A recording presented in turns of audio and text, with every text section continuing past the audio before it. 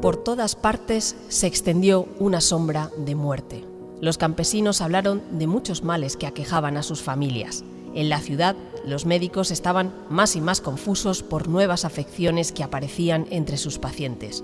Hubo muchas muertes repentinas e inexplicables, no solo entre los adultos, sino entre los niños, que de pronto eran atacados por el mal mientras jugaban y morían a las pocas horas. Se produjo una extraña quietud. Los pájaros, por ejemplo, ¿dónde se habían ido? Mucha gente hablaba de ellos, confusa y preocupada. Los corrales estaban vacíos, las pocas aves que se veían estaban moribundas, temblaban violentamente y no podían volar. Era una primavera sin voces. Welcome to Carne Cruda, the album. Join us for danger, excitement, innovations. En 1962, Rachel Carson escribió Primavera silenciosa, el libro que dio el pistoletazo de salida para la conciencia ambiental. La naturalista y bióloga marina relató meticulosamente cómo el DDT, un pesticida muy extendido en ese momento, entraba en la cadena alimentaria y causaba cáncer y daños genéticos en humanos y animales. Solo 8 años después de la publicación del libro, Nixon firmó la primera gran normativa ambiental de Estados Unidos, que impulsó una serie de leyes: la ley del aire limpio, la de agua limpia y la de protección de los mamíferos marinos. Sin embargo, estos avances legislativos, que empezaron hace 60 años, no han impedido que el calentamiento global alcanzara en 2023 sus peores resultados.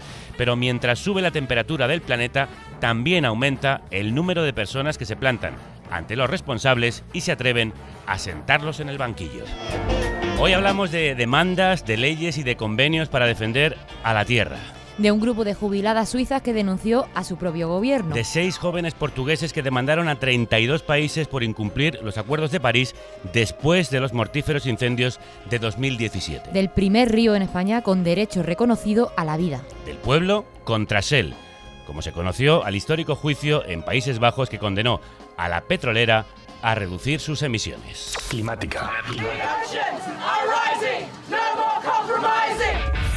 La revista especializada en calentamiento global de amarea.com.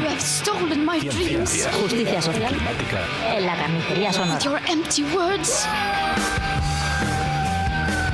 Vamos a conocer cómo se lucha contra el cambio climático desde los tribunales. Cómo se exigen responsabilidades a las empresas y los gobiernos que contribuyen al desastre. Porque la exigencia de un planeta más justo y habitable no solo ruge en las calles, también se pelea en la justicia.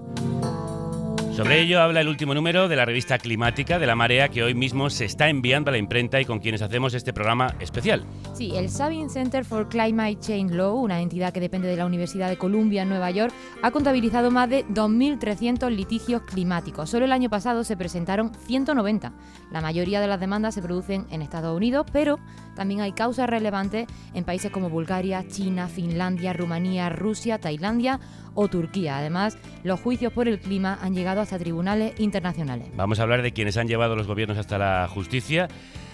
Hoy lo hubiéramos hecho con Esther Sánchez, pero no puede estar con nosotras. Le mandamos un abrazo enorme y le agradecemos toda la producción y guión de este programa. No podemos seguir mirando hacia otro lado mientras se calienta el planeta. Adoptar medidas para impedirlo. Escuchamos parte de la obra de teatro Juicio por el Clima, una obra que representa el juicio de varias organizaciones contra el gobierno de España por su falta de contundencia en la lucha contra el cambio climático. Fue el primer litigio climático contra el Estado español. Hace 3 años, Ecologistas de Nación, Greenpeace y Oxfam Intermón decidieron demandar al gobierno del PSOE y Unidas Podemos ante el Tribunal Supremo por considerar que sus leyes y medidas eran insuficientes para mitigar el calentamiento global y sus efectos. A la acusación se sumaron luego otras organizaciones como Fridays for Future y la Coordinadora de Organizaciones para el Desarrollo. Y hoy están aquí con nosotros los 2 abogados que impulsaron esta demanda, Lorena Ruiz Huerta, de Greenpeace, y Jaime Doreste, de Ecologistas en Acción. Crudos días, bienvenidos. ¿Qué tal? Crudos días. Hola, ¿qué tal? Perdona que te interrumpa un momento. Ahora mismo te dejo seguir con el programa. Espero que lo estés disfrutando, porque para eso lo hacemos. Pero, como sabes, Carne Cruda solo es posible por los oyentes que lo hacen posible. Así que si no eres productor o productora, te animo a serlo en carnecruda.es. Es muy fácil. Entras allí y puedes hacer una donación a través de PayPal o una transferencia bancaria. Y ayudas a que contenidos como este sigan adelante. Te dejo seguir con el programa. Que lo disfrutes. Vamos a empezar por lo más básico. ¿Qué es un litigio climático, Lorena? Bueno, un litigio climático forma parte de esa categoría de litigios que llamamos de manera un poquito cursi o afectada los abogados y abogadas litigios estratégicos. Son litigios que preparamos para tratar de transformar la sociedad. Son demandas en las que muchas veces el objetivo primordial ni siquiera es conseguir ganar, porque somos conscientes de que son demandas que caminan un poco en los márgenes del derecho, ¿no? Que lo que pretenden es modificar una ley, una jurisprudencia, una interpretación del derecho y detrás de estos litigios se articula también una importante campaña que trata de agitar conciencias, movilizar a la ciudadanía, intentar que nos hagan caso los medios de comunicación. Si luego encima ganamos, maravilloso, ¿no? Pero que también forman parte como de una estrategia de campaña de las organizaciones. Y dentro de estos litigios estratégicos, los climáticos son aquellos que están destinados a intentar pues condenar en la mayoría de los casos a los gobiernos, pero también a veces a las empresas por sus impactos, por sus nefastas políticas en materia de cambio climático. ¿Y por qué decidiste iniciar un litigio climático en 2020 contra el Gobierno de España? Pues en realidad tiene que ver con el que había llegado el momento que desde el punto de vista legal, jurídico, se había abierto como una ventana de oportunidad, porque había unas obligaciones europeas de presentar unos planes que respondieran a los compromisos del Acuerdo de París en aquel entonces para establecer unos objetivos de mitigación suficientes y desde el punto de vista de las organizaciones recurrentes que garantizaran los derechos fundamentales y derechos humanos de las generaciones presentes y futuras. Como lo que había sobre la mesa quedaba muy lejos de aquello, se vio ahí la ventana de oportunidad legal para poder interpelar al Gobierno ante el Tribunal Supremo. Sí, porque un año después de la demanda el Gobierno aprobó su Plan Nacional Integrado de Energía y Clima, pero vosotros seguisteis adelante con la demanda. ¿Por qué? Claro, por supuesto, porque era completamente insuficiente para mitigar los impactos del cambio climático. Estamos hablando de que el gobierno más progresista de la democracia, que además se atribuyó un tinte claramente ecologista, que creó una vicepresidencia de transición ecológica, que aprobó la ley contra el cambio climático, aprobó este plan, como exigía Europa, para, ponernos en sintonía con el Convenio de París, en el que exigía que la reducción de las emisiones de gases de efecto invernadero fuese 23. Del 23%, perdón, que es que ya ha pasado tanto tiempo. Era del 23%, ¿no? Y nosotros decíamos, en concordancia con lo que dice la comunidad científica,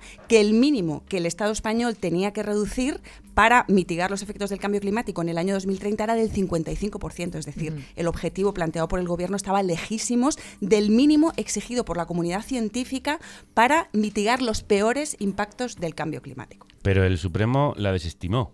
¿Por qué, Jaime?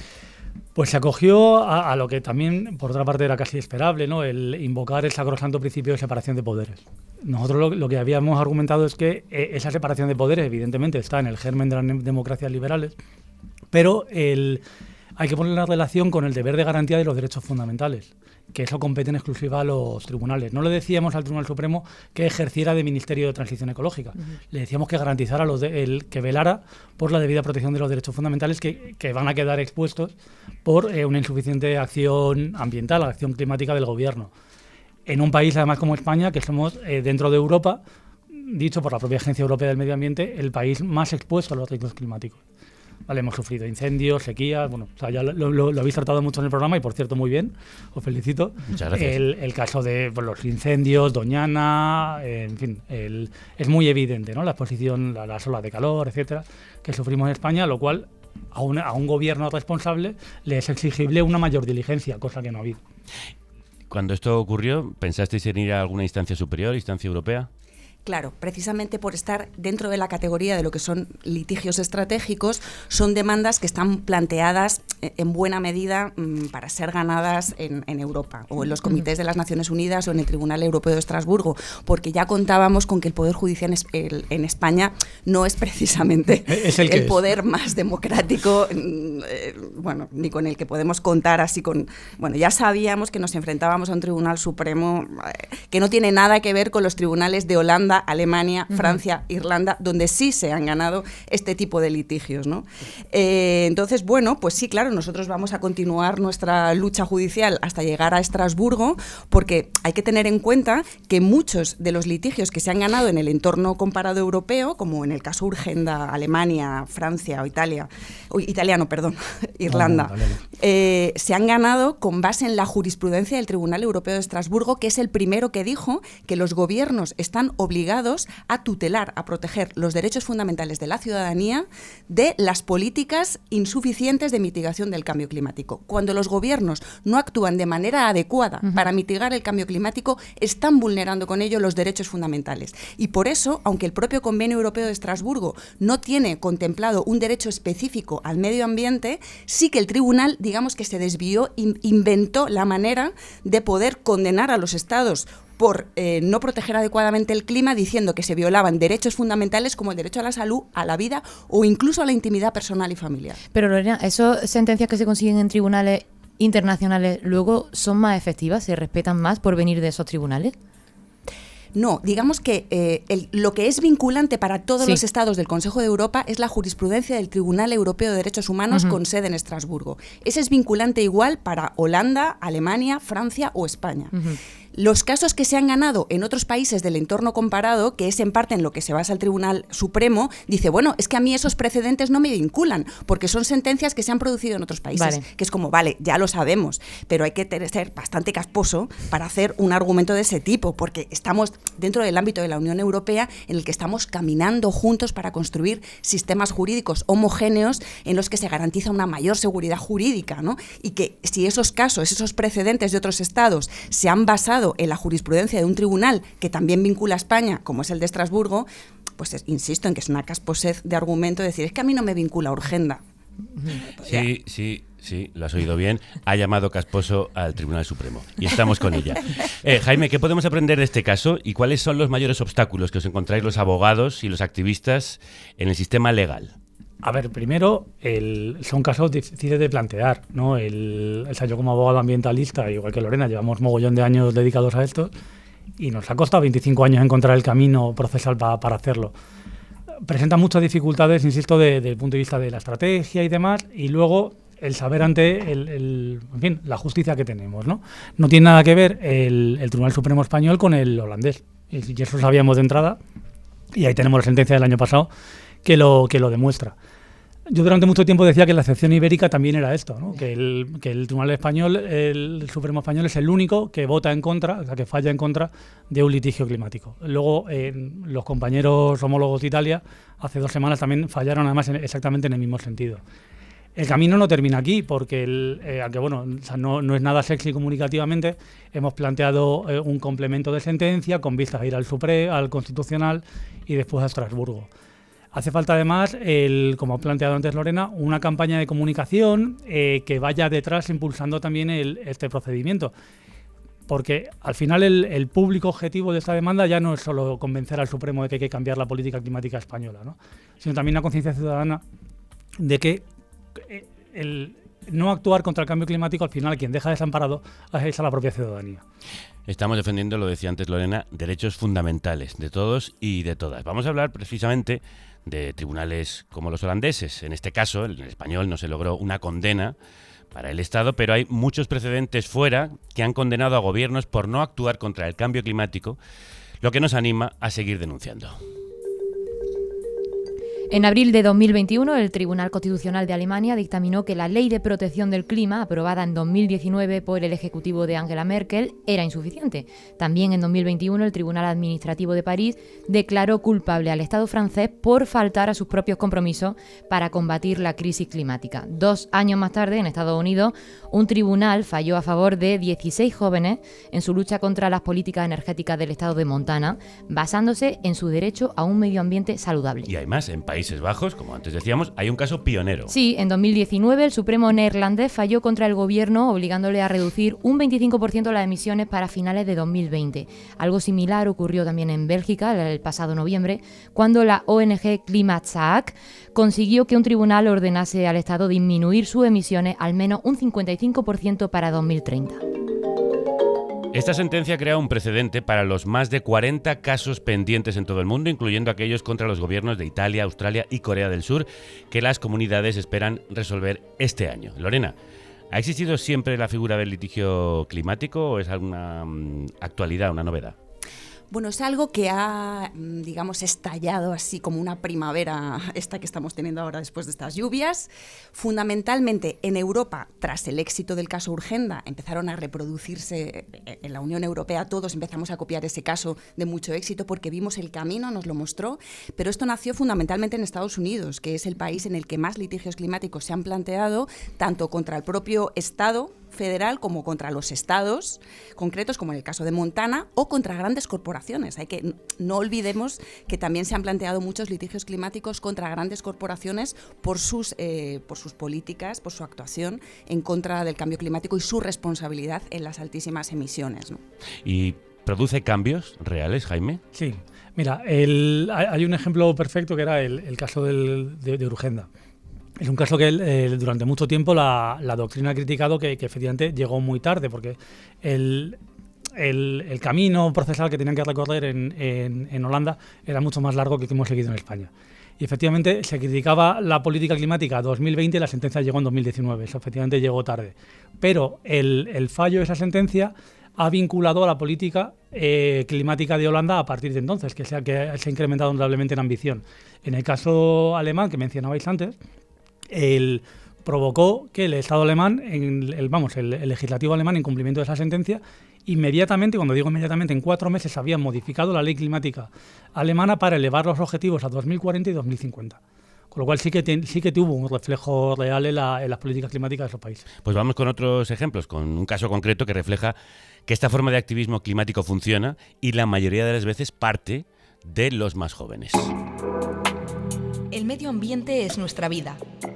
Los adultos deben dejar de decidir sobre un futuro que no van a vivir. Somos el principal medio para hacer frente al cambio climático, ya que son nuestras vidas las que están en juego. Me gustaría decirles a los adultos que nosotros somos las generaciones del futuro, así que ¿dónde viviremos si destruís el planeta?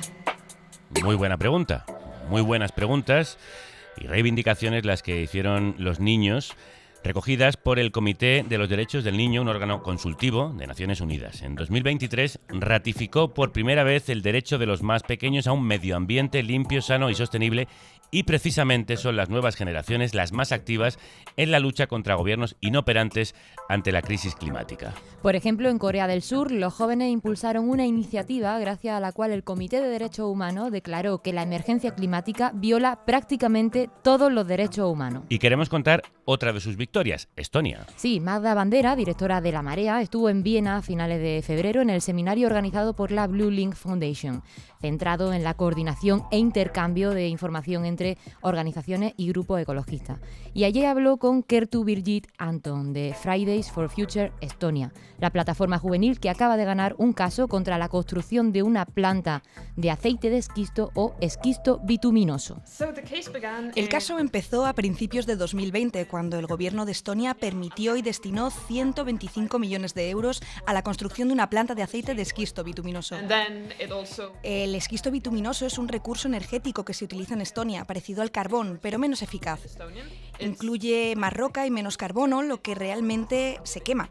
Utilizamos la pizarra bituminosa para producir petróleo que se utiliza como combustible en barcos de larga distancia, sobre todo fuera de la Unión Europea.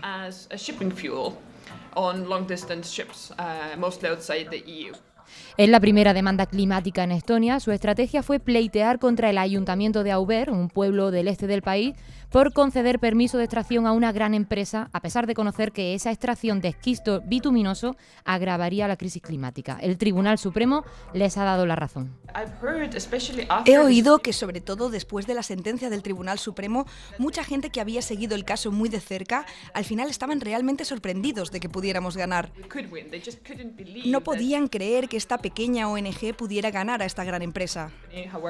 Y sin embargo lo hicimos, y creo que hemos dado a la gente un poco de esperanza de que incluso cuando las probabilidades parecen estar en tu contra, puedes ganar, porque la ley puede estar de tu lado.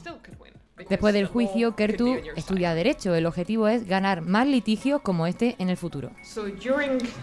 Durante el caso me gradué en la escuela secundaria y después tenía que decidir qué hacer.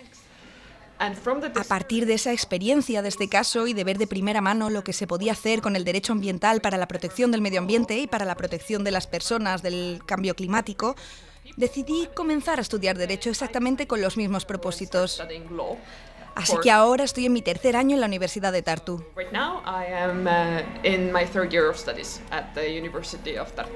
Fíjate, hemos ganado no solo una activista climática, sino una abogada climática, con la que estuvo hablando la directora de La Marea, el medio que ha puesto en marcha Climática, con quien hacemos el programa de hoy. Magda Bandera, crudos días. Crudos días, qué gana tenía yo de hablaros. Sí, y nosotros de escucharte. Oye, ¿qué consiguió esta plataforma de jóvenes en Estonia? Contemos cuál es el problema de ese aceite de esquisto para el medio ambiente. A ver, el aceite de esquisto, que es muy desconocido y que en realidad ha sorprendido mucho que se apostara por él, ¿no? Lo ha definido bastante bien Kertu. También se dice que es como una especie de petróleo no convencional, pero tanto en su proceso de producción, de combustión, es muy tóxico. O sea, tiene unos impactos ambientales enormes, pero en todo, en tierra, agua y aire. Entonces no entendía, Kertu explicaba muy bien que no entendía que además con los millones que había recibido Estonia para poder hacer iniciativas interesantes de cara a una transición adecuada, justo estuviera apostando por el esquisto y estuviera alegando, como se hace siempre en estos casos, que va a producir puestos de trabajo cuando se demostraba que es que no llegaban ni a 100 puestos de trabajo, eran unos 60, ¿no?, los que se prometían. ¿Cómo lo consiguieron? ¿Fue muy largo, mucho esfuerzo, costó sacar adelante y ganar esta causa? Costó mucho esfuerzo, pero no fue tan largo. Lo único que hay malas noticias. Me puse en contacto con Kertu a principios de esta semana y me dijo que justo este lunes habían recibido la noticia de que desde un departamento del Ministerio de Cambio Climático de Estonia habían pasado un borrador para permitir que se pudiera poner en funcionamiento la planta. Y que es un borrador todavía, están con alegaciones, se van a organizar para poder pelearlo, pero ya en Viena, y hace solo un mes, el 25 de febrero, sabían que aunque era una victoria en el Tribunal Supremo, ni más ni menos, que ha inspirado a tanta gente, pues que no se le iban a poner fácil y que esto seguiría. O sea que lo de los litigios climáticos no se ganan y ya está, sino que hay que seguir batallándolos. ¿Conociste precisamente en Viena luchas similares y jóvenes similares a Kertu? Sí, un poco. La más joven era Kertu y yo creo que la más inspiradora, y tú ya lo has dicho, va a ser una pedazo de abogada. Pero había, por ejemplo, un caso que me gustaba mucho que lo lleva una oficina austriaca, Eco-Büro, a lo mejor lo conocéis vosotros, Arena y Javier, pero ellos estaban batallando en contra de la ampliación del aeropuerto en Viena, algo que podríamos tomar nota por aquí. A nuestro presidente le encanta hablar de ampliaciones y ya ni te digo en Cataluña lo mismo. Y luego también había en Rumanía varios casos muy interesantes. Lo que a mí me gustó muchísimo era cómo ponían en común ese conocimiento los abogados y las abogadas allá para ver que en el fondo se enfrentaban los mismos problemas, que los habéis descrito vosotros muy bien, pero sobre todo estrategias, le ponían una pasión a ver cómo encontrar el resquicio por el que poder llevar ante los tribunales a empresas y a gobiernos. Yo les pregunté qué era más difícil, una empresa y un gobierno, y la verdad es que decían que no sabían qué responder. Probablemente sea una empresa, porque los gobiernos en el fondo tienes un derecho administrativo que puedes batallar algo más, pero vamos, que era igual de difícil. ¿Qué te pareció ese encuentro? ¿Fue inspirador para ti? Pues sí, porque en Climática siempre hemos estado informando de litigios climáticos. Siempre que tenemos que estar batallando porque cómo hacer atractiva la información climática, cómo hacer que la gente no se deprima, que no ocasione ansiedad, que no es ninguna tontería porque es normal que la ocasione, pues creemos que lo mejor es encontrar ejemplos de éxito y que inspiren. Y en vez de deprimirte, una batalla como esta, y sobre todo un éxito, anima muchísimo. De todas maneras, le pregunté a Kertu si era un poco su estrategia también, ¿no? Si el sentir que estás haciendo algo y más acción que un litigio, pocas cosas se me ocurren, y me dijo que no del todo, porque realmente hace que esté toda su vida, tanto lo que es ahora además estudiando, ya incluso con sus trabajos, y en su ocio solo pendiente de este tema. Pero sí, por lo menos sentía que hacía todo lo que podía. Se había acostumbrado también a la idea de que ella, como el planeta, no es infinita y tiene que descansar. Pero sí que por lo menos sientes que estás haciendo algo, y eso es importantísimo. Y nosotros también, por eso hacemos este programa. Magda Bandera, directora de La Marea, como siempre, querida, un abrazo. Un abrazo, gracias a todos. Lorena, Jaime, ¿qué refleja este caso? Bueno, pues mucha esperanza, ¿no? Yo creo que la esperanza viene claramente de la gente joven que está impulsando estos litigios. Yo creo que tenemos mucho camino judicial que recorrer. Afortunadamente también los jueces de los altos tribunales de Europa se irán jubilando, porque por lo menos en España son muy mayores. Tenemos que conseguir que las personas de la generación de Kertu lleguen a jueces y a juezas. Yo creo que sí, eso lo dice siempre César Rendueles, que les dice a sus alumnos, pero no os hagáis abogados ni abogadas, haceros jueces fiscales. Al otro lado. Claro, hace falta que la gente activista también tome esas posiciones, ¿no? Que siempre elegimos estar en el lado más combativo. Pero bueno, yo me quedo con la esperanza, ¿no? Bueno, pues ya que hablamos de casos que nos dan esperanza, hablemos de lo que nos espera en el futuro.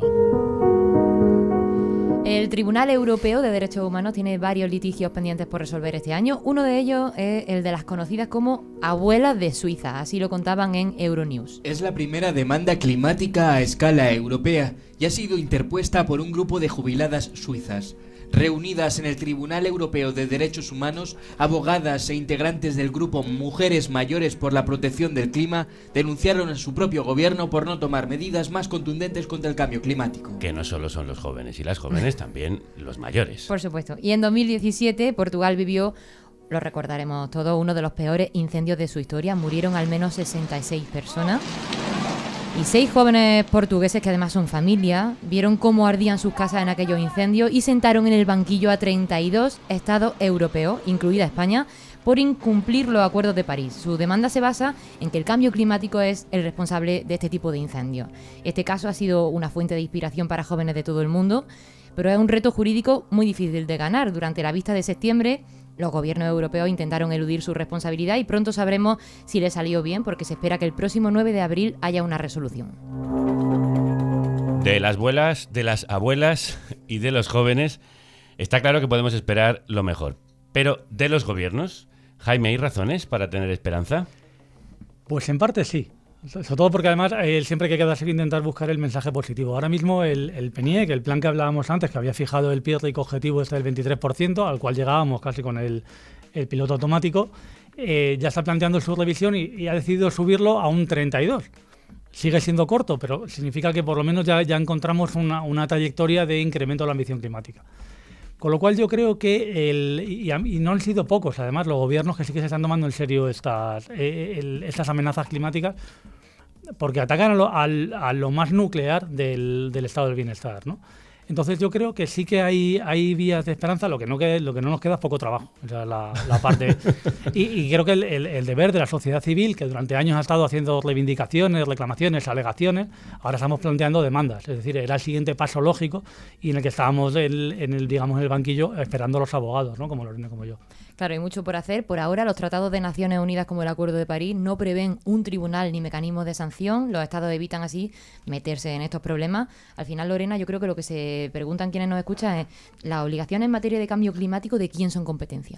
Bueno, eso que has apuntado es la madre del cordero. O sea, el problema fundamental que tenemos con la materia de la protección ambiental es que el derecho internacional no es vinculante en tanto en cuanto no hay un tribunal, no hay un mecanismo de exigencia ejecutiva de su cumplimiento. En los ordenamientos jurídicos nacionales tenemos a la policía y a los jueces. Si tú incumples una norma de cualquier tipo, tienes una sanción. Con el derecho internacional esto no sucede. Y entonces se queda un poco como a la buena voluntad o al libre arbitrio de los estados cumplirlo o no. Y sabemos cuál es el resultado, el no cumplimiento y la no exigibilidad. Y eso es un tremendo problema, ¿no? Claro, pero no solo se escapa la administración, se escapa mucho más, y se comentaba antes con Magda, las grandes corporaciones. Exactamente. Las grandes corporaciones se escapan porque además son las corporaciones que de verdad tienen el poder en el mundo. Por eso yo creo que también es mucho más difícil atacarlas. Y además hay otro problema que a mí me parece importantísimo nombrar en este programa, que es el de las SLAPs, que son las siglas en inglés para nombrar a esas demandas que ponen las grandes corporaciones a los activistas cuando denuncian sus políticas y sus emisiones. Por ejemplo, acaba de suceder en Francia que Greenpeace Francia y otras organizaciones ecologistas habían hecho simplemente un informe en el que denunciaban cuáles eran las verdaderas cuentas de la multinacional Total petrolera, en la que decían que hacía una política de greenwashing absoluto, que todo lo que anunciaba sobre vuelos verdes y demás era mentira y que este era su volumen real de emisiones a la atmósfera. Bueno, pues frente a este informe, Total lo que hizo es ponerles una demanda por difamación con la que intentan hundirles con costes judiciales, ¿no? Finalmente han conseguido ganar Greenpeace en los tribunales y han parado esta demanda, pero esto está siendo un mecanismo que utilizan las grandes corporaciones frente a los activistas cuando denuncian sus políticas de destrucción del clima y del medio ambiente. Y esto pues es un problema tremendo que tenemos a nivel internacional. Es decir, lawfare no solo contra políticos, en este caso contra activistas. Y esto nos lleva a un caso que tampoco queríamos olvidar, de un Goliat contra Goliat. Sí, un caso que nos ha sorprendido como ninguno porque Iberdrola ha demandado a Repsol al considerar que sus campañas de publicidad medioambiental son presuntos actos de engaño, omisiones engañosas y publicidad ilícita, es decir, el clásico greenwashing o ecopostureo, como lo ha calificado Iberdrola, que se ampara para ello en la ley de competencia desleal. Bueno, al hilo de lo que nos estaba contando Lorena, obviamente no es la primera vez que una empresa demanda a otra por prácticas desleales, pero sí por el greenwashing. Atención, ¿qué está pasando aquí, Jaime? No sé, pero yo me he comprado un cuenco de palomitas muy grande.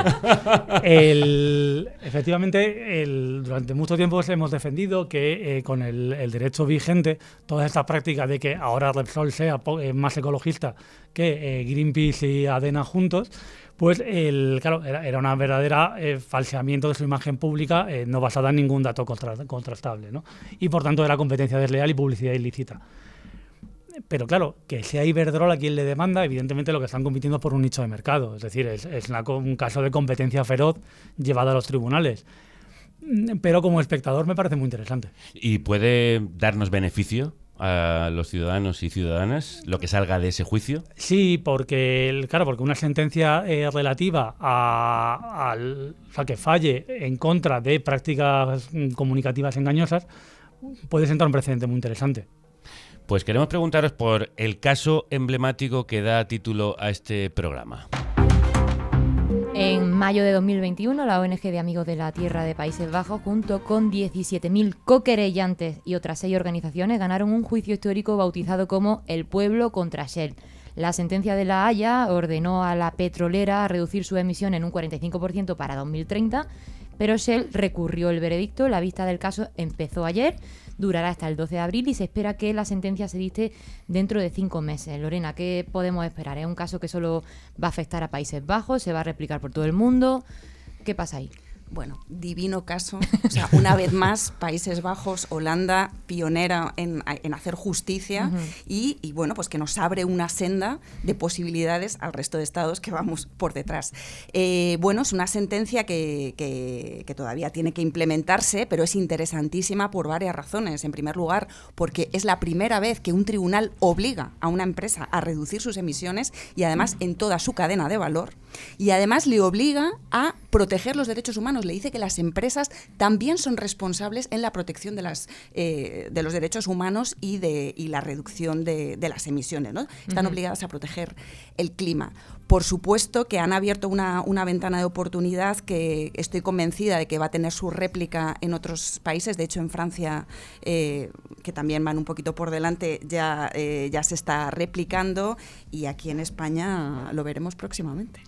Bueno, pues hasta ahora se han ganado 1 de cada 2 juicios climáticos y según el Instituto de Investigación Grantham, esto tiene importantes impactos indirectos en la toma de decisiones sobre el cambio climático más allá de los tribunales. ¡Extinction! Pero esto puede traer consecuencias. Como hemos contado muchas veces en este programa, cientos de personas han sido asesinadas por su defensa de los recursos naturales en Latinoamérica. Además, un gran número de activistas que recurren a la acción directa han sido encarcelados en Reino Unido o Alemania. Y en Francia directamente se los considera terroristas. Y aquí no somos menos, Violeta. Exacto. Uno de los casos españoles más sonados ocurrió el 6 de abril de 2022, cuando el colectivo Rebelión Científica organizó una acción de desobediencia civil no violenta ante las puertas del Congreso de los Diputados, en protesta contra la crisis ecológica. 15 personas fueron imputadas y actualmente están pendientes de juicio por un delito contra el patrimonio. Una de ellas es el investigador de biología, Javier de la Casa. Si se cumple lo que pide la Fiscalía, tendríamos esta pena de 1 año y 9 meses de prisión, que es inferior a los 2 años para ir a la cárcel, ¿no? Pero hay que tener en cuenta que algunas compañeras estamos involucradas en otras acciones del mismo tipo, ¿no? Y esto nos genera inquietud. Afortunadamente acaba de ser sobreseído un caso que nos afectaba, una acción de Extinction Rebellion en Madrid. Iba por la vía penal y el caso ha sido sobreseído, y esto, bueno, pues nos alivia, ¿no? También nos alivia ver cómo jueces y juezas van viendo estos casos no como una intención por parte de las activistas por hacer daño, sino por una lucha por un bien mayor, y se reducen las penas o los casos son sobreseídos. Aún así, Javier tiene miedo de que su caso sirva para poner ejemplo y acabe perjudicando al colectivo ecologista. Cuando pensamos en las acciones, somos conscientes de las consecuencias que puede tener. Yo personalmente no imaginaba que íbamos a acabar por la vía penal con una pena tan alta. Sin duda, yo creo que aquí la Fiscalía quiere como sentar un precedente represivo para que la gente no haga cosas, ¿no? Para que tenga miedo, y especialmente el colectivo de la academia, que es el que queremos movilizar, es un colectivo muy sensible a esta represión, ¿no? Tiene mucho que perder, como todo el mundo, ¿no? Lo hacen también con los activistas en migración. Otra de las personas que estaba allí ese día es la doctora en filosofía y activista climática Carmen Madorrán Ayerra. Ella forma parte del grupo de investigación en humanidades ecológicas del Departamento de Filosofía de la Universidad Autónoma de Madrid. Carmen, crudos días. Crudos días. Cuéntanos en qué consistió la acción y lo que ocurrió ese 6 de abril de 2022. Bueno, pues hace 2 años, como bien decís, habíamos preparado con bastante antelación una de estas acciones de desobediencia civil no violenta, es importante resaltarlo, en la que pues estábamos participando alrededor de 30 personas en la primera fila, digamos, aunque había muchas más también en las segundas filas de apoyo que era imprescindible para después.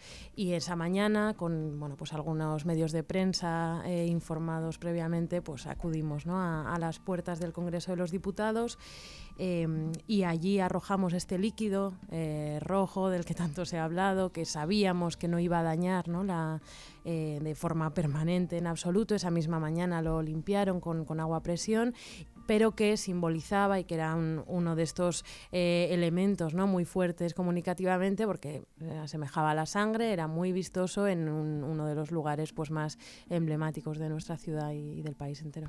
¿Y la imputación a Javier, por qué motivos que se alega? ¿Cuál es el delito?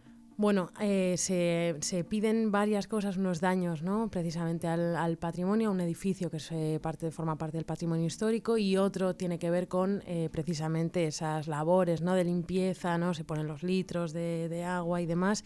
El problema, y no solo es a Javier, son 15, ¿no?, las personas de más o menos los 30 que estuvimos en la primera fila, todos fuimos identificados allí después de que nos sacaran uno a uno, ¿no?, porque, como digo, era la acción de desobediencia incluía también el desobedecer el acto de la orden, digamos, de levántense, y entonces nos fueron llevando uno a uno frente al Congreso, nos identificaron a todos y luego solo la mitad aproximadamente recibieron pues la llamada para ir a la comisaría, y a partir de ahí contra ellos pues se emprendió este proceso. ¿Hay aquí un intento evidente de amedrentar a los activistas? Sí, y además es una tendencia que llevamos observando mucho tiempo con mucha preocupación. Además, la Fiscalía ya va directamente a calzón quitado. En los 2 últimos informes anuales de la Fiscalía hay un apartado para el ecologismo radical. Consideramos el ecologismo radical sentarse en las puertas del Congreso y teñirlo con agua de remolacha, o pegarte al marco de un cuadro en un país en el que hemos sufrido durante tantos años atentados terroristas, tanto de la banda terrorista ETA como del terrorismo islámico, que ahora llamemos a eso terrorismo. A mí me parece un insulto de inteligencia y no falta de respeto. ¿Y se les está incluso juzgando por terrorismo? Sí. ¿La Audiencia Nacional? La última operación contra Futuro Vegetal está instruida por la Audiencia Nacional. Entonces, ya hablar de desproporciones es quedarse corto, ¿no? O sea, yo creo que insulto de inteligencia es bastante más justo. Vamos a seguir. Apuntar solamente que en la última acción en Madrid contra la tala de árboles por las obras de ampliación de la línea 11 de metro, que hubo algunos detenidos también porque se encaramaron a los árboles, se encadenaron para protegerlos, fueron detenidos, y cuando fuimos a asistirles a comisaría, la policía, la Brigada de Información nos dijo: es que desde que no hay delitos de izquierda radical, nosotros ahora estamos dedicados al ecologismo radical. ¿O dijeron eso así? Nos lo dijeron literal. A esto están adscritos, ¿no? A investigar el ecologismo radical, porque ya no hay delitos de izquierda radical. Podrían investigar en otro término porque, mira, Carmen también coordina GECO, que es un grupo interdisciplinar de investigadores que trabajan en el ámbito de las humanidades ecológicas. Estamos hablando de ecología política, ética ecológica, crisis civilizatoria, de nuestra relación con otras especies y con el planeta. Puede parecer obvio, pero quizás no lo entendemos del todo bien. ¿Qué tiene que decir la ética en estos litigios y en estas protestas? Bueno, para nosotras una de las patas, ¿no? Decíais antes lo del activismo, una de las cosas que intentamos hacer también desde la universidad, y por eso Rebelión Científica, ¿no? El colectivo que organizó la protesta frente al Congreso, lo que intentamos es concienciar también para que dentro de la academia, en nuestros propios puestos de trabajo, como investigadoras, como profesoras, incorporemos algunas de estas cuestiones que sin duda pues cambian profundamente, ¿no? Gran parte de las preguntas o el enfoque con el que hacemos las preguntas.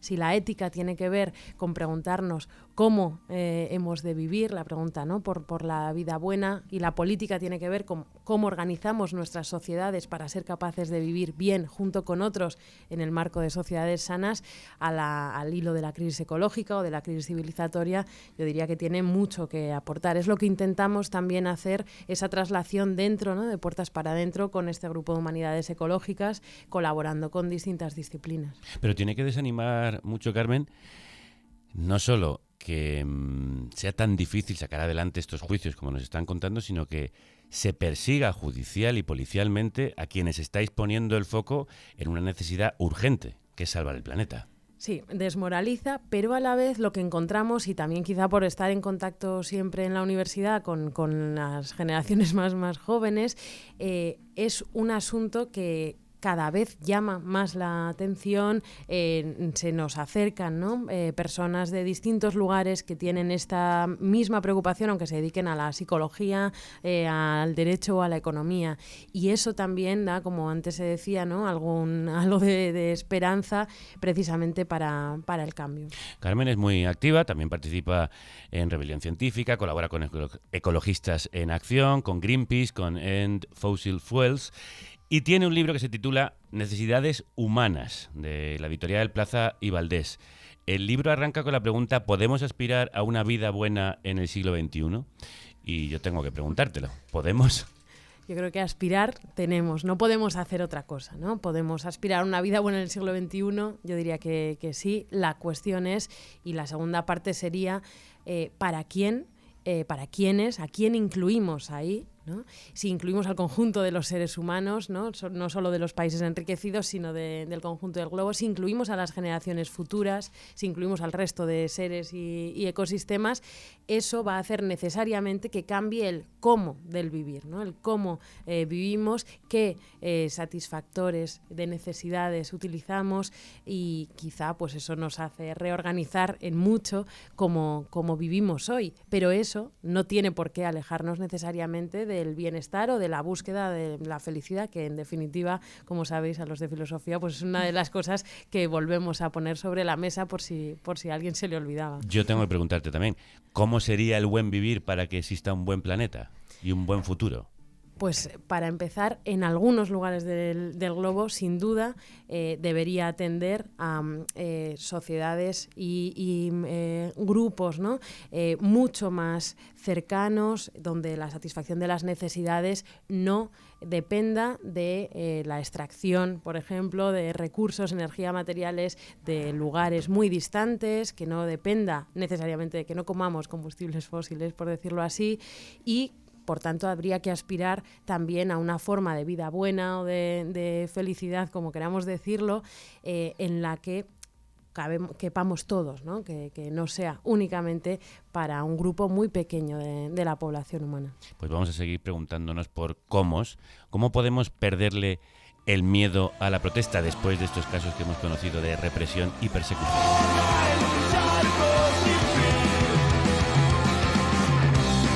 Sobre esto hemos hablado con Catrinel Motoc, que es responsable de la campaña Protect the Protest, es decir, protege la protesta, sobre el derecho a protestar, una campaña de Amnistía Internacional. Sí, el informe sale este verano y están teniendo en cuenta el marco completo, es decir, no solo el derecho a manifestación, sino todo lo relativo a la facilidad de obtener permisos, legislación, las armas que utilizan los cuerpos de seguridad, el papel y la seguridad de los niños en las protestas, la vigilancia a la que se someten a las activistas y el manejo de datos obtenidos, entre otras muchas cosas. Protect the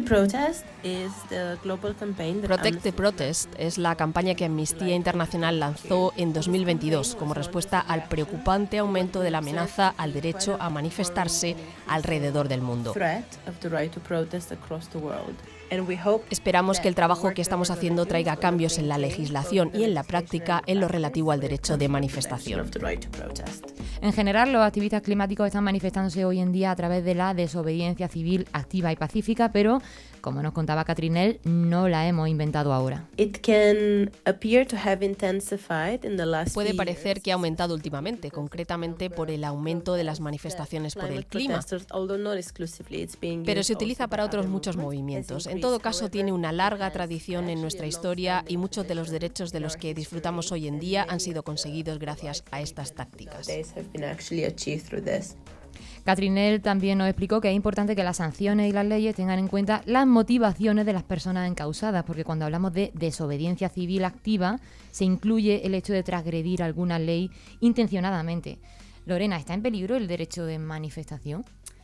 Bueno, claro que sí, fundamentalmente en España, desde que tenemos en vigor la conocida como Ley Mordaza, que lamentablemente nuestro gobierno progresista no fue capaz de derogar en la anterior legislatura, y en esta no está ni siquiera entre los objetivos, ¿no? Yo creo que esto no solamente constituye un agente desactivador de la protesta importantísima por las elevadas sanciones a las que se enfrenta la gente que protesta, sino que se va generando esa cultura del miedo que se impregna en la sociedad de alguna manera y bueno, pues lo va desactivando, ¿no?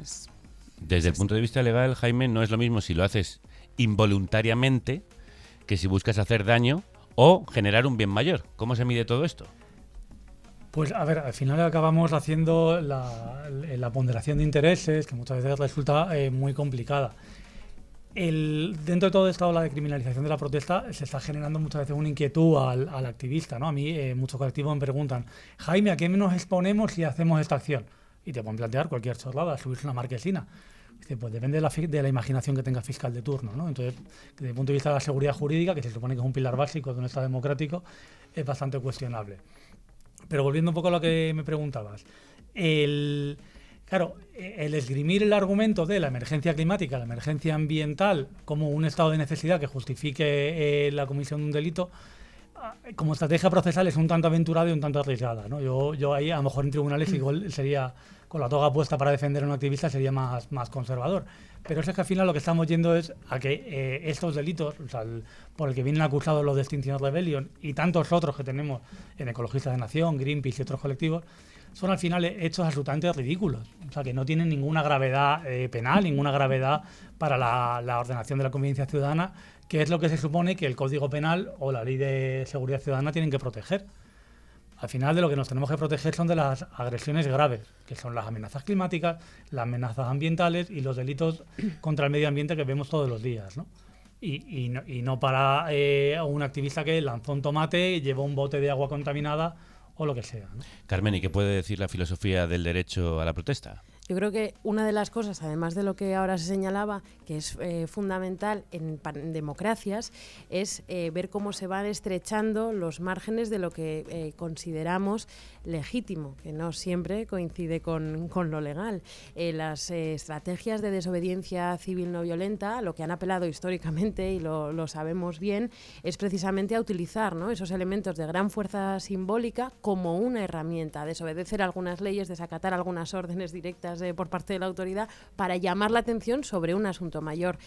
Para nosotros, desde una perspectiva pues también más teórica, esto lo que denota en el largo plazo es un giro, un cierre, si queremos, un estrechamiento de lo que nuestras sociedades consideran que es legítimo que hagan los ciudadanos y las ciudadanas, que hagamos como sociedad. Es una herramienta de la sociedad para transformar algunas de las cosas que hemos dado por buenas y que sin embargo suponen enormes amenazas. En España, Amnistía Internacional sigue de cerca el caso de rebelión científica, que recordábamos antes, pero también el de las activistas de Futuro Vegetal, que se pegaron a los marcos de las majas de Goya en el Prado para alertar sobre la subida de la temperatura mundial. Estoy aquí porque tengo pánico por la crisis climática. Necesitamos que los gobiernos actúen ya. Nos están llevando al destrucción. Todos lo recordamos, hablamos de ello en este programa. Hubo mucho revuelo y muchas críticas por parte de la ciudadanía más sensible a la conservación del arte, pero no se dañaron la obra y, sin embargo, la organización ecologista está siendo investigada por causar daño al patrimonio y conformar una estructura criminal. En resumen, en España hay varios ejemplos de sanciones penales que se están aplicando contra manifestantes. Pero también somos conscientes de que se está recurriendo a un amplio patrón de sanciones administrativas. Futuro Vegetal es considerada hoy una organización criminal en nuestro país. Lorena, ¿esto cómo puede entenderse? ¿Por qué? Pues a mí se me ocurre una maldad, que es que a alguna función hay que darle la Audiencia Nacional una vez que ha desaparecido ETA. ¿Qué hacemos con un tribunal que es heredero del Tribunal de Orden Público, que es muy cuestionable que tenga legitimidad constitucional y que una vez que está ahí, encima les hicieron la superreforma del edificio? Pues hay que buscar delitos de terrorismo de alguna manera, ¿no? Bueno, hoy Lorena viene fuerte con el sistema judicial, creo que no está quedando ningún tribunal fuera. Con el judicial. Bueno, sí, de alguna manera, claro, ahora mismo es donde está la potencia del activismo, de la desobediencia, de la protesta, está en esto, que es una amenaza clara para la ciudadanía, y entonces pues, el sistema pues protege a los intereses capitalistas y carga contra los activistas en esto. Yo quiero recordar, de verdad, que los activistas de mi barrio, de la Arganzuela, que se han abrazado a los árboles para protegerlos de una tala indiscriminada del Ayuntamiento de Madrid, en una obra, además, que está llevando Jaime de Ecologistas en Acción, mi compañero, el procedimiento administrativo contra la obra, que está cargado de irregularidades. Bueno, estos activistas que se abrazaron a los árboles, pende sobre ellos una amenaza de 21.000 euros de sanción. O sea, es que es una auténtica barbaridad, ¿no? Claro, esto tiene que desalentar y hacer que mucha gente se quede en casa. Sí, eso sin duda puede suceder, o sobre todo lo que decía también antes el compañero, ¿no? El momento de qué puede pasar si hago esto, si me implico. Pero por otra parte, precisamente con la urgencia, ¿no?, de un tema que es que muchos de los jóvenes sienten como una espada de Damocles sobre su vida, que les quedan muchas décadas en nuestro planeta y saben que nos estamos jugando ahora, tanto en esas pequeñas acciones, ¿no?, más de barrio, como se comentaba, como en las otras más simbólicas que tratan de cambiar políticas de gobiernos nacionales enteros. Eso, ahí es donde nos lo jugamos. Pero sí, sin duda, el objetivo a veces se consigue y hay que seguir peleando precisamente para que no funcione ese desincentivo, ¿no? Hay que seguir peleando porque nos jugamos mucho en nuestro futuro. Carmen Madorrán, doctora en filosofía y activista climática, muchísimas gracias. Muchísimas gracias a vosotros.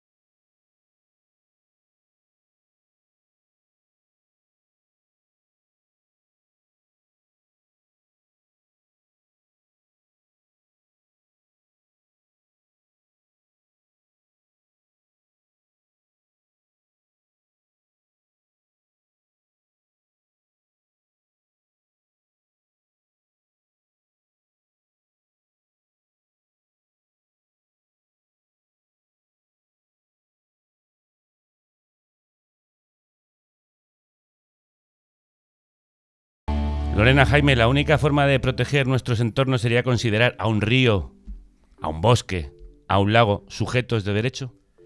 Pues esto ha sido un experimento jurídico que en España, a través de la iniciativa legislativa popular que has propuesto, se consiguió el año pasado y fue muy bonito toda la tramitación del asunto. Y al final lo que está claro es que lo que llevamos haciendo en España desde la entrada en vigor de la Constitución o del año 75 con la primera ley de parques nacionales, pues no está resultando muy efectiva, ¿no? Por la degradación ambiental está a la vista de todos. El Mar Menor, en los últimos 15 años, desde el punto de vista de la calidad ambiental y del equilibrio de los ecosistemas, se está yendo al carajo. Y esto ha sido un experimento jurídico. Hasta ahora no había funcionado. A ver si con este nuevo enfoque no ecocentrista y no antropocentrista conseguimos mejorar su calidad ambiental. Todo lo que sea por intentar mejorar el estado de ese ecosistema tan singular y único que tenemos en España, una laguna marina, salada y demás, pues será bienvenida. Y conseguir que se incluya ecocidio dentro de nuestra legislación sería otro avance fundamental, Lorena. Yo creo que sí, que sería muy importante. Lamentablemente no depende de una comunidad autónoma, aunque se vaya a debatir en el Parlamento catalán, es una cuestión de competencia nacional, pero yo creo que constituiría un paso más, efectivamente, para poder proteger delitos muy graves de contaminación masiva en los que se destruye un ecosistema completo, ¿no? Para terminar, una conclusión. ¿Tenemos esperanza? ¿Se puede ganar? ¿Los tribunales, el activismo son formas importantes, necesarias y sostenibles de luchar por un planeta sostenible? Pues claro que sí. O sea, te quiero decir, primero porque se viene llorado de casa. Yo no vengo aquí a disuadiros a vosotros ni a la audiencia de que el camino está perdido, pero sobre todo es que si no hay una lucha en todos los ámbitos, el ciudadano, el científico, el académico y el jurídico, no habría esperanza. Yo siempre recuerdo una cosa, tomando el tema de rebelión, de futuro vegetal, es que las sufragistas no se pegaban a los marcos de los cuadros, los rajaban. No era legítima esa protesta. El caso de Rosa Parks le aplicaríamos la legislación antiterrorista, ¿vale? Con lo cual la legitimidad de tu protesta muchas veces te va a llevar a forzar las costuras del ordenamiento jurídico, que es de lo que van los litigios estratégicos. Y luego, por otra parte, los abogados de las organizaciones ecologistas llevamos muchos años doblándole el lomo al sistema y se han ganado muchos litigios importantes. Pues no se puede decir ni mejor, ni más alto, ni más claro. Lorena Ruiz Huerta, Jaime Doreste, muchas gracias. Muchas gracias a vosotros. Gracias. Gracias por ayudarnos a hacer un programa que yo creo que es de servicio público. Y si nada funciona, que le jodan a la autoridad. Fuck authority, como dicen Pennywise. Y eso es lo que han hecho decenas de ciudadanos y ciudadanas levantarse contra sus gobiernos para defender al planeta. Si queréis saber más sobre litigios climáticos, está a punto de publicarse el 4º magazine anual de la revista Climática, que dedica un amplio espacio a este tipo de demanda. Desde un texto de Juan Samaniego con el sugerente título Manual para vencer a una multinacional minera, hasta la crónica de Patricia Simón desde un despacho especializado en este tipo de litigios. Una revista doble con 2 portadas, una dedicada a las acciones que ayudan a defender la vida en el planeta y otra a descubrir quiénes están perjudicándola. Una oportunidad para suscribirse a la revista Climática. Gracias a Esther Sánchez y a los compañeros y compañeras de Climática que junto a las guionistas de Carne Cruda han hecho posible este especial. Y gracias a vosotras y a vosotros que cuidáis de este pequeño planeta donde habita el mejor equipo formado por Kelu Robles, Celtia Tabeayo, Paz Galeana, Álvaro Vega, Marta González, Irene Valiente, Ángela Sepúlveda, Andrea Olea, Violeta Muñoz y quien nos habla, Javier Gallego. Un equipo, por cierto, que paga sus impuestos. Aprovechando que estamos en plena campaña de la renta, mañana hablaremos de quienes no lo hacen, con Carlos Cruzado, coautor, junto a José María Mollinedo, del libro Los ricos no pagan IRPF. Y la banda sonora la pondrán Califato 3x4, que presentarán su nuevo disco, Esclavo de Libertad.